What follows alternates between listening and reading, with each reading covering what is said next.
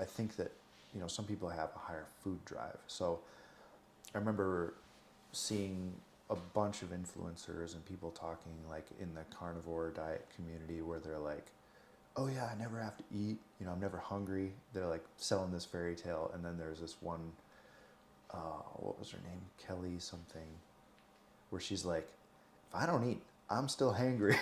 Like, she was completely upfront about the fact that like she still had a high food drive.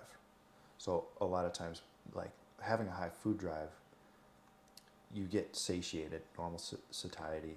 Like let's say What do you that mean by food drive? Like they need food in order to like they have a higher desire for food. But why though? Like, what's Um, the why behind it? Is it emotional trauma from childhood? Is it? Well, there's a proposal, and this was done with, I believe, twin studies, where the guy was talking about how there's just certain, like, personality traits where someone might be a little bit more susceptible to emotionally eat. But if you were to put an ideal person in, like, the perfect life, they would still just want a little bit more satiety than they needed. It wouldn't mean that they would get as ridiculous as they do. But there's a certain level of drive for I've never heard of that. food. I'll Yeah, have to look I into haven't it more. either. It was, But I do know, like, some people it is emotional. Like, I have seen that before. They come in yeah. and they either binge or they.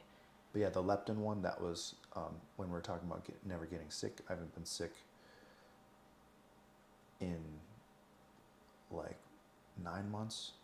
And I started a leptin protocol, which is eating right away in the morning, because the gut flora, and that, what would you say, how much percent of the immune 80 system? to 90% of your immune 80 to 90% system. of the immune system.